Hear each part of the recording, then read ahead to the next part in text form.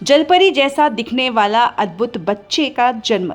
धमतरी से एक चौंकाने वाला मामला सामने आया है, जहां 28 साल की महिला ने जलपरी जैसी आकृति वाले अद्भुत बच्चे को जन्म दिया है। इस दुर्लभ शिशु को जन्म के समय देखकर डॉक्टर और नर्स भी हैरान रह गए। जिला अस्पताल धमतरी में 28 वर्षीय महिला ने बच्चे को जन्म दिया, लेकिन इस शिशु का निचला हिस्सा जलपरी की तरह जुड़ा हुआ था। डॉक्टरों के अनुसार बच्चे का वजन मात्र 800 ग्राम था। ऊपरी हिस्सा सामान्य था, आंख, नाक और हार्ट विकसित थे, लेकिन रीढ़ की हड्डी से नीचे का हिस्सा फ्यूज होकर एक जैसा था। इसे डॉक्टरी भाषा में मरमेड सिंड्रोम कहा जाता है। बताया जा रहा है कि छत्तीसगढ़ में यह पहला और भारत का दूसरा मामला है। जन्म के बाद बच्चा महज 3 घंटे ही जिंदा रह सका और उसकी मौत हो गई। डॉक्टर रागिनी ठाकुर, जिला अस्पताल धमतरी ने कहा, प्रसूता पेट में पानी की कमी की वजह से आई थी। सिजेरियन से डिलीवरी करनी पड़ी। शिशु का ऊपरी हिस्सा सामान्य था, लेकिन निचला हिस्सा जलपरी की तरह जुड़ा हुआ था। यह अत्यंत ही दुर्लभ मामला है। धमतरी का यह मामला पूरे प्रदेश ही नहीं बल्कि देश में भी चर्चा का विषय बना हुआ है। मेडिकल साइंस में इसे बेहद रेयर केस माना जाता है। कल हमारे पास एक महिला आई थी जो एक समस्या के साथ आई कि उसके गर्भ में जो बच्चा है, बच्चे के आसपास पानी ख़त्म हो गया है। तो इस वजह से हम लोग को डिलीवरी उनका प्लान करना पड़ा, बिकॉज पानी बिल्कुल ज़ीरो था, बिल्कुल नहीं था। डिलीवरी के बाद जब हमने देखा कि जब बच्चा बाहर आया तो उसको एक अनेमलस पाया, जो कि मरमेड सिंड्रोम और साइरोनोमेलिया कहलाता है।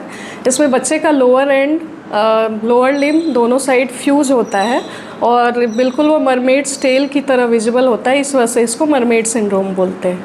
ये एक बहुत ही रेयर बर्थ डिफेक्ट है। अराउंड 1 लाख लाइव बर्थ में एक बच्चे को ये मिलता है। जो वर्ल्ड वाइड इंसिडेंस है ये around 1 in 1 lakh live birth है।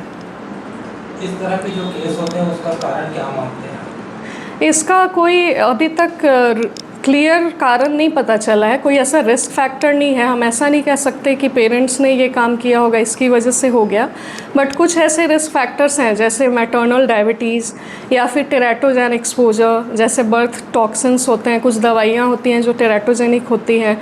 अगर उनको अर्ली ट्राइमेस्टर में प्रेग्नेंट लेडी ने ले लिया तो उसके बच्चे को कोई भी एनेमली हो सकती है।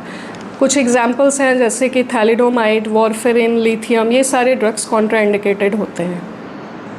बच्चा कितना देर तक जीवित रहा था? बच्चा बर्थ के बाद, क्योंकि बर्थ के टाइम पे वो जीवित था तो उसको ऑक्सीजन सपोर्ट दिया गया। सपोर्ट के साथ वो अराउंड 3.5 आवर्स लाइव रहा, लेकिन उसके बाद उसकी डेथ हो गई। क्योंकि इस केस में मोस्टली या तो मिसकैरेज होता है या फिर स्टिल बॉर्न बेबी ज़्यादा पैदा होते हैं। अगर बेबी लाइव पैदा हो भी गया तो उसके सर्वाइव करने के चांसेस बहुत कम होते हैं। आपके डॉक्टरी लाइफ में ऐसा और पहले केस देखेंगे? मेरी अराउंड 9 इयर्स के एक्सपीरियंस में ये मैंने सेकंड केस देखा है। एक बार मैंने अपने पोस्ट ग्रेजुएशन स्टडीज़ के दौरान देखा था, in my first year of post graduation, और उसके बाद ये सेकंड केस है। बट ओवरऑल ये बहुत ही रेयर है।